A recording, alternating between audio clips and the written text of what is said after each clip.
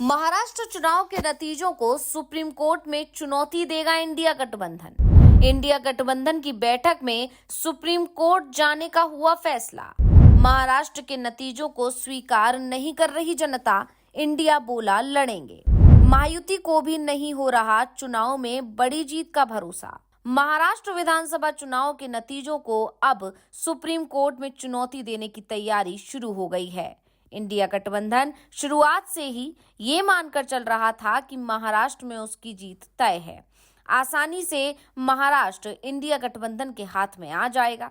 हालात ये थे कि महाराष्ट्र में इंडिया गठबंधन में शामिल 3 प्रमुख पार्टियां कांग्रेस, शिवसेना उद्धव गुट और एनसीपी शरद पवार के बीच वोटिंग के बाद सीएम पद को लेकर खींचतान तक शुरू हो गई थी, क्योंकि ये तय माना जा रहा था कि बीजेपी के नेतृत्व वाला महायुति यानी कि एनडीए गठबंधन सत्ता से बाहर जा रहा है।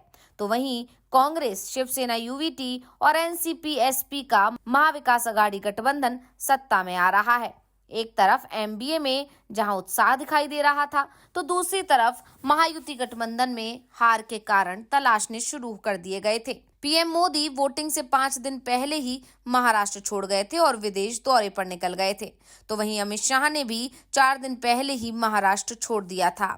हाँ, ये बात अलग है कि इसके लिए उन्होंने मणिपुर में हो रही हिंसा का हवाला दिया था, लेकिन अमित शाह का एक ट्वीट तक मणिपुर में चल रहे विवाद पर नहीं आया था। यही नहीं, महाराष्ट्र चुनाव से अमित शाह की दूरी बनाने को लेकर चर्चाएं यहां तक शुरू हो गई थी कि चुनाव में हार के बाद बीजेपी एकनाथ शिंदे तक से किनारा कर लेगी और अजीत पवार तो खुद ही किनारा कर जाएंगे, क्योंकि उनके बयान तो शुरुआत से ही इस तरफ इशारा कर रहे थे कि अजीत पवार कभी भी चाचा के साथ हाथ मिला सकते हैं। यानी बीजेपी ने हार के बाद की रणनीति पर भी विचार पहले ही शुरू कर दिया था। लेकिन जो परिणाम सामने आए उसने तो कई सवाल खड़े कर दिए, साथ ही बीजेपी और उसके सहयोगियों को भी हैरान कर दिया, क्योंकि इतनी बड़ी जीत की उम्मीद तो उनको भी नहीं थी। क्योंकि महायुति सिर्फ चुनाव ही नहीं जीता, बीजेपी ने अपना सीएम ही नहीं बनाया, बल्कि इस बार महायुति को जो जीत मिली है, इतनी बड़ी जीत महाराष्ट्र के इतिहास में अभी तक किसी को नहीं मिली है। और इसी को लेकर आज हम अपनी स्पेशल रिपोर्ट में करने जा रहे हैं बात, तो इस वीडियो को आखिर तक जरूर देखें। इंडिया गठबंधन महाराष्ट्र विधानसभा चुनाव को लोकसभा में चुनौती देगा। शरद पवार के दिल्ली आवास में हुई बैठक में तय हो गया है कि अब बहुत हो चुका है। चुनाव अगर इसी तरह से धांधली से जीते जाते रहे तो वो लोकतंत्र ही समाप्त हो जाएगा। बैठक में दिल्ली के पूर्व सीएम अरविंद केजरीवाल ने कहा कि बीजेपी ने जिस तरह से पहले हरियाणा जीता, फिर महाराष्ट्र में तो हरियाणा की रणनीति को और भी ज्यादा मजबूती से लागू किया गया और अब दिल्ली में तो हर लाइन पार की जा रही है, यानी सीधे सीधे बेईमानी की जा रही है। इंडिया गठबंधन के नेताओं ने कहा कि ईवीएम से लेकर वोटिंग लिस्ट हर जगह धांधली की गई। बीजेपी को फायदा पहुंचाने के लिए बहुत बड़े पैमाने पर हेराफेरी की गई। यहां तक कि वोटिंग से 3 दिन पहले कई मतदाताओं के नाम काट दिए गए, तो कई नए मतदाताओं के नाम जोड़ दिए गए। दिल्ली के पूर्व सीएम अरविंद केजरीवाल ने बताया है कि हरियाणा और महाराष्ट्र वाला खेल बीजेपी दिल्ली में भी खेल रही है। जहां बीजेपी को वोट नहीं मिलना है, वहां कई लोगों के वोट काट दिए गए हैं और कई लोगों के नाम जोड़ दिए गए हैं। बीजेपी नेताओं के आवेदनों के आधार पर दिल्ली के एक निर्वाचन क्षेत्र से 11,000 मतदाताओं के नाम हटाने की कोशिश की गई है, लेकिन आपके वॉलंटियर बेहद सतर्क हैं। वो हर वार्ड की वोटिंग लिस्ट पर नजर रखे हुए हैं। किसी भी तरह की धांधली के खिलाफ वो लड़ाई लड़ेंगे। और इस बीच बैठक में ये भी फैसला हुआ कि ईवीएम के मुद्दे को सुप्रीम कोर्ट में चुनौती भी दी जाएगी। अब इंडिया गठबंधन की तरफ से शुक्रवार को सुप्रीम कोर्ट में एक याचिका दायर की जाएगी, जिसमें ईवीएम को हटाने की मांग की जाएगी और साथ ही बताया जाएगा कि कैसे ईवीएम में धांधली हो रही है। अगर ईवीएम की जगह बैलेट पेपर से चुनाव करा दिए जाएं, तो नतीजे पूरी तरह बदल जाएंगे। जो महायुति गठबंधन बड़ी जीत का खुश हो रही है, और उसे बड़ी हार मिलेगी। दरअसल एमबीए नेताओं का दावा है कि 6 महीने पहले ही लोकसभा चुनाव हुए थे, जिसमें एमबीए को राज्य की 48 में से 31 सीट मिली थी, जबकि महायुति को सिर्फ 17।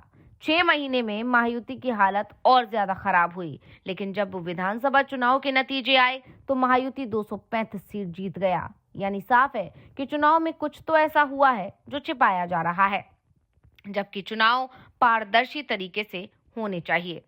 दरअसल जिस दिन महाराष्ट्र विधानसभा चुनाव के नतीजे आए, उसी दिन से इन नतीजों को सुप्रीम कोर्ट में चुनौती देने की चर्चा शुरू हो गई थी, लेकिन इसे लेकर सबूत जुटाए जा रहे थे और अब सबूतों के साथ सुप्रीम कोर्ट में जाने की तैयारी कर ली गई। वैसे भी सुप्रीम कोर्ट चुनाव आयोग से मतदाता सूची को लेकर पहले ही कई सवाल पूछ चुका है।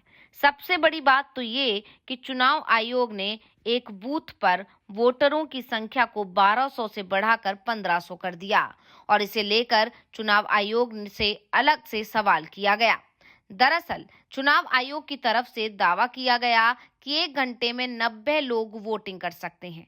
एक तरह से चुनाव आयोग की तरफ से 100% मतदान को लेकर जागरूकता फैलाने की कोशिश का दावा किया जाता है, तो दूसरी तरफ आयोग की तरफ से ऐसी स्थिति तैयार की जा रही है कि वोटिंग किसी भी कीमत पर 70% से ज्यादा ना हो सके।